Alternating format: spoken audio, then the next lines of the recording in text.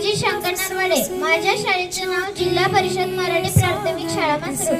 मित्रांनो, आज आपण पूर्णपणे मुक्त आहोत. आपल्याला पाहिजे तिथे फिरता येते, पाहिजे ते बोलता येते. पण कधी शांतपणे विचार केला आहे का की स्वातंत्र्य म्हणजे नेमकं काय असतं?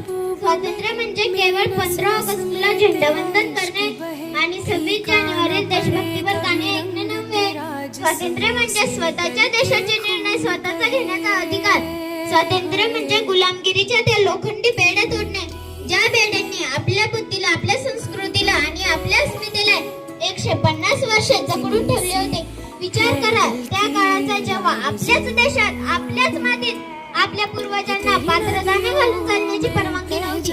मोठ्या हॉटेलच्या बाहेर पाटी असायची, dogs and Indians are not allowed, म्हणजे कुत्रे आणि भारतीयांना प्रवेश बंदी. त्या अपमानाच्या जळजळीत अंधारातून बाहेर पडून ताट करण्याने जगण्याचा हक्क मिळवणे म्हणजेच खऱ्या अर्थाने स्वातंत्र्य होय. हे स्वातंत्र्य आपल्याला इंग्रजांनी थाळीत भीक म्हणून दिलेले नाही, तर या देशातील हजारो क्रांतिकारकांनी आपल्या रक्ताचा शेवटचा थेंब या मातीसाठी सांडला आहे. आज आपण उशिरापर्यंत मोबाईलवर रील्स पाहतो आणि म्हणतो हे माझे स्वातंत्र्य आहे, पण मित्रांनो, तो स्वैराचार आहे, स्वातंत्र्य नव्हे. आज आपण कुठेही कचरा फेकतो, गुटख्याची पिचकारी मारतो आणि म्हणतो मला बोलण्याचं स्वातंत्र्य आहे, पण ती वैचारिक गुलामी आहे. ज्या गोष्टींना आपण स्वातंत्र्य समजून बसलो ना, ती प्रत्यक्षात एका नव्या अदृश्य पिंजऱ्याची गुलामी आहे. मग स्वातंत्र्याचा खरा अर्थ काय? झाशीच्या राणीची